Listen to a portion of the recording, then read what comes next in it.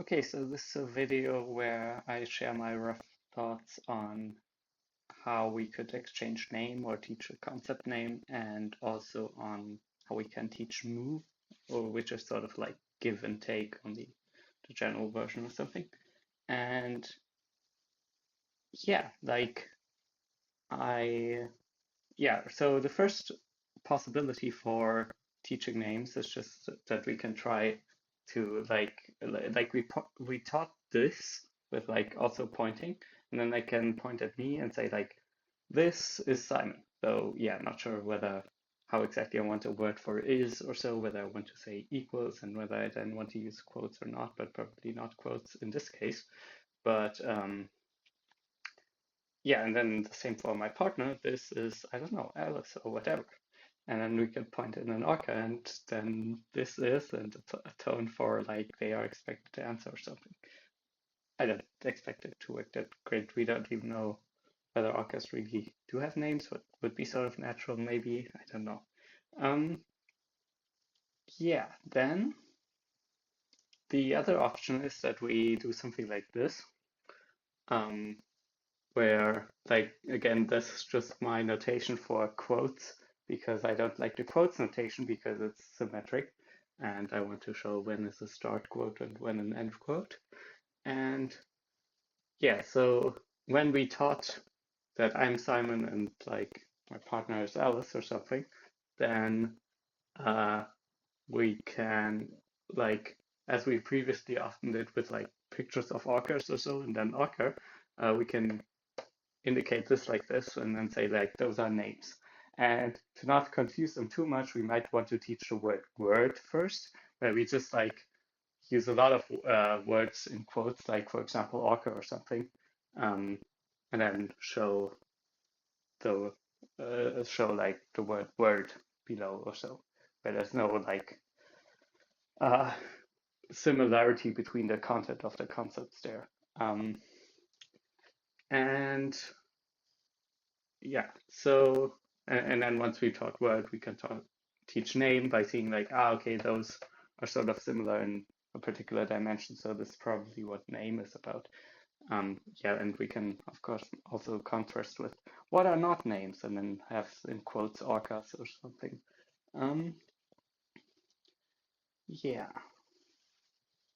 let's say something else. Oh yeah, and by the way, just a reminder, I hope this is clear, but like, of course, whenever I write something here, it's of course that like we actually write it in Orca language notation, which is probably sort of like just a spectrogram of the Orca words there. So we have some syllable for the opening quote and some syllables for the closing quote, and then the Orca name um, for Simon in there. And yeah, and then what we could do is something like, so first, yeah, yeah, say this, like this might of course also not work with teaching the concept of name. I mean, all the quotes are generally possibly pretty confusing for the authors, but yeah, then we could do something like the name of this equals Simon in quotes, because we're talking about like like Simon is the name and not, we're not saying like I Simon am the name of Simon or so. That wouldn't make sense. But again, it's confusing for Akka, so I don't know. And like probably. And yeah, like again, also not quite sure how to what to use here, whether we use an equals the same as in math or whether we use an is or whatever. Um, like how far reaching the concepts are, whether like there might not be a very clean English translation, but I don't know what to use yet. Um, yeah, and then like the hope is that we can ask the orcas for the name by like pointing at an orca and asking name this equals and then like please complete the sentence. But yeah, so of course like orca names might not naturally fit into like the pattern we use for the language that both orcas and humans can both like sort of vocalize reasonably good. So it might be something where like we can't hear the differences very well, or where we can't vocalize it well or something. But yeah, maybe we can vocalize, so maybe they break it down in ways that we can, or I don't know. Yeah, so then yeah, move and stuff. So I thought it would be cool if we don't just use the screen, but we can actually like interact with the orcas a bit in different ways too. So what I thought, maybe we can have some scarves of different colors, like a red scarf or the green scarf, for example, and we teach those concepts, and like we can teach like move by showing like me moving the scarf to Alice or so, like giving it, and then like along with the sentence of like move green scarf, uh, me Alice or so. Like move would be a three-place function of like move object, uh, then like person who held it and person who receives it. So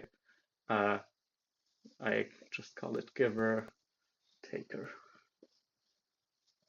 So actually, maybe it's better to generalize it to location one and location two. So yeah, and like probably maybe we want to say like, oh, the scarf is at Simon, and not like Simon has the scarf. I'm not sure whether has is that natural to learn. Like we could have it as a location type. Um, yeah, I don't know. Still need to think about the details. But yeah, then we could hand it to Ockers and ask what we did. And like we can also invert stuff that